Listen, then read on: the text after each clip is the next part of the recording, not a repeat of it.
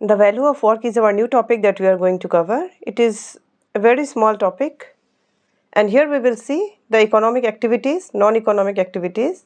Then what are the classification of economic activities? We will try to understand about the primary activities, secondary and the tertiary. Then what is value addition, the non-economic activities and importance of non-economic activities. So let us start the topic, the value of work. Now what is the value of work? People are engaged in different kind of work activities like farming, teaching, cooking, construction, healthcare, and many more depends on their interests, skills and chosen career path. So people are just engaged in so many different kind of activities. Now it depend upon on their interests, skills and the career they have chosen, right?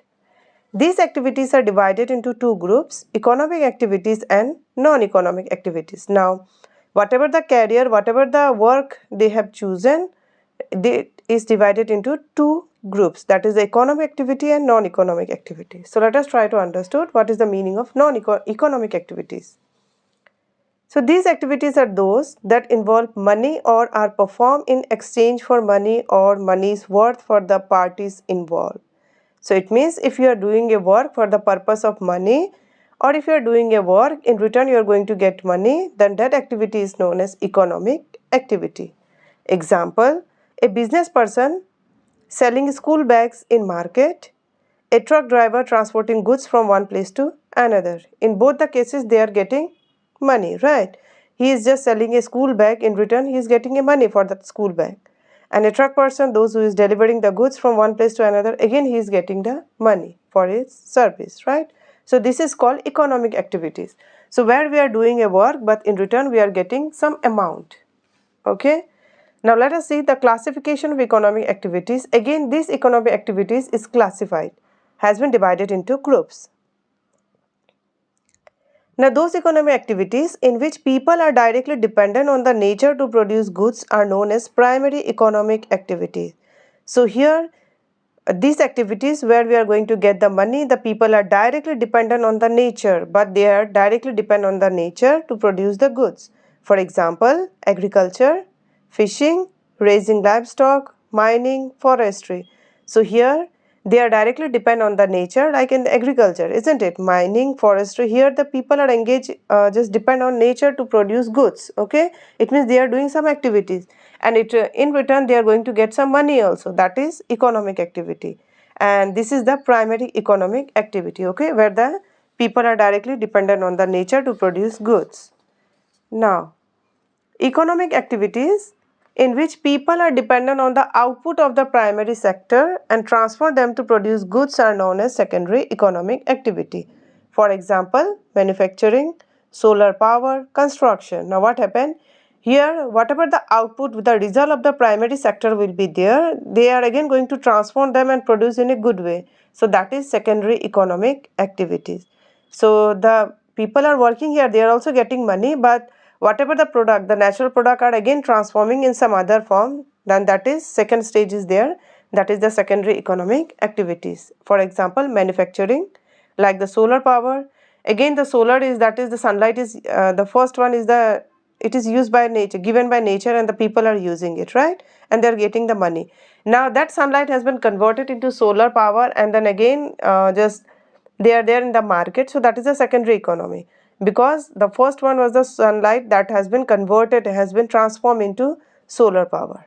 Okay, so this is economic activity, the secondary economic activity. Now all those economic activities that provide support to people involved in primary and secondary activities are called tertiary activities.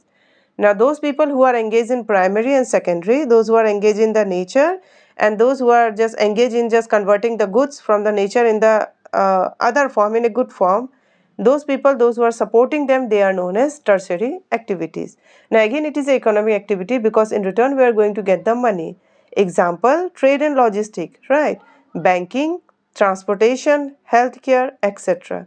So here these people are supporting the primary and secondary economic activities. Okay, so this is the classification of economic activities where we get to know about the primary, then the secondary and the tertiary activities.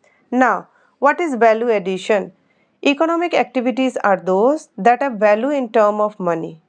Economic activities also add value at each stage of the process of transforming something into another form. This is called value addition.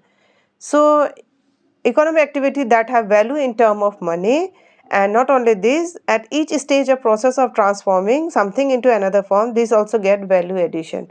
So, suppose we are just selling something, we are just transforming something into another form, into a just updated form, then that has added the value to the product, isn't it? So we are getting the just money also, and the value has been added there. So this is called value addition. Okay, so those there in terms of money. Okay, the process of transforming something into another form, this is called value addition. So this is the economic activity. Now let us say non-economic activity. Non-economic activities are those that do not generate income or wealth but are done out of feelings like gratitude, love, care and respect. For example, parents cooking food for the family or helping their children with school works, youth taking care of grandparents, family members helping in the renovation of the house, etc. So here also activity is going on, but in return they are not expecting anything like the money they need, right? They are working these things, they are doing these things in just for the love, for the compassion or for the gratitude. Their feelings is different. So this type of activity is known as non-economic activities. Okay. Now, what is the importance of non-economic activities?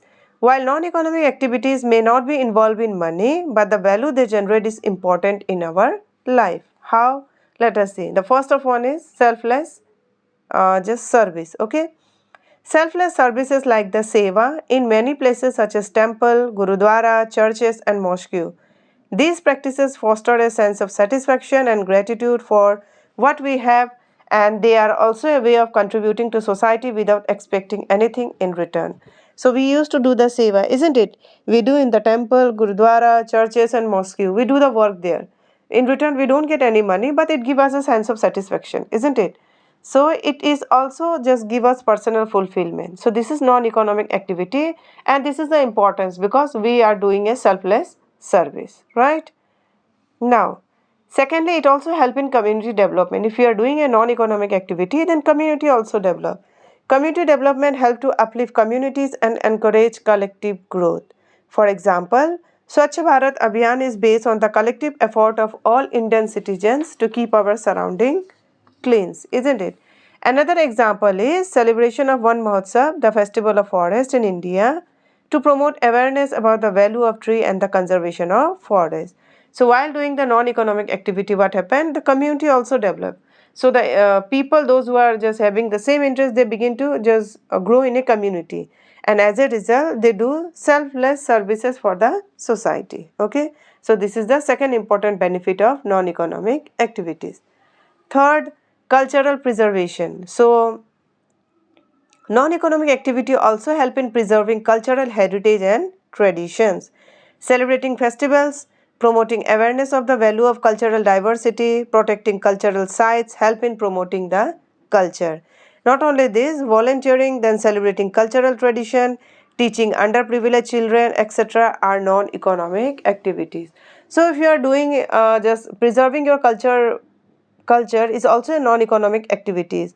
So over here what we do, we just celebrate the festival, then we promote awareness about the value of our cultural festival, then our diversity, we just respect our diversity, we protect our cultural side, isn't it? So all this what happen, promote the culture. It is also a one type of non-economic activities that will give you a sense of satisfaction and then gratitude, right? So this is the value of work, where we have seen the economic activity, that activity in return we are going to get the money. The non-economic activity, so where we do the work but we don't get the money.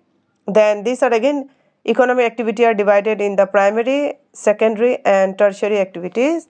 Then what is value addition? That is the work that has been added more value, transform into something new, and just added value is known as value addition. The non-economic activities, and what are the importance of non-economic activities. So if you find this video useful, then do like, share and subscribe. So let us meet with the next video.